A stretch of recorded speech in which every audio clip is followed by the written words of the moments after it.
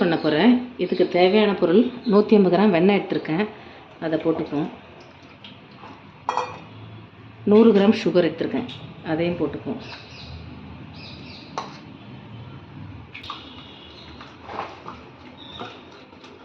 இது ஒரு 2 நிமிஷம் நல்லா கலந்துக்கோங்க.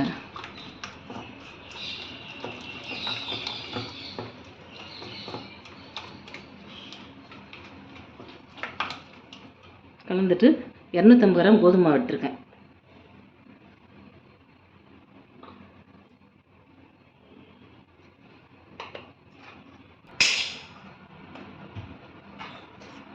அரை ஸ்பூனு இதுக்கு டேஸ்ட்டுக்கு ஸ்மெல்லு நல்லா இருக்கணுன்றதுக்காக வெண்ணிலா எசன்ஸ் போடலாம், அப்படி இல்லைன்னா ஏலக்காய் போட்டு போட்டுக்கலாம். ஏலக்காய் போட்டு போட்டுக்கிறேன். போட்டுட்டு இது நல்லா பசஞ்சிருவோம்.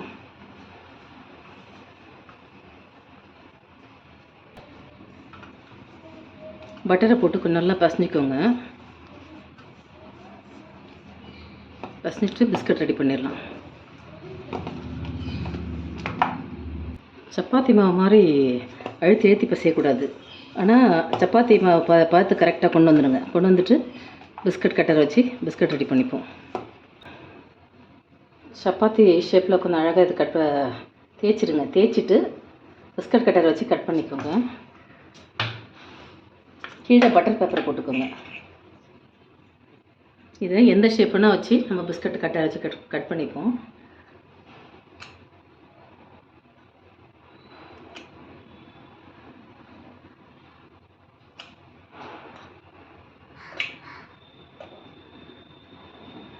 ரெடி ஆயிடுச்சு.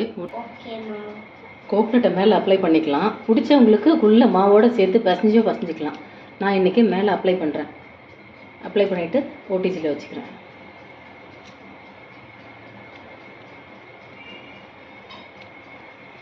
டிகிரியில் 10 மினிட்ஸ் வச்சுருங்க. வச்சுட்டு ரெடியானவொன்னே உங்களுக்கு காமிக்கிறேன். ஆயிடுச்சு. இதை வீட்டிலேயே செஞ்சு பார்த்தா ரொம்ப ரொம்ப நல்லாயிருக்கும்.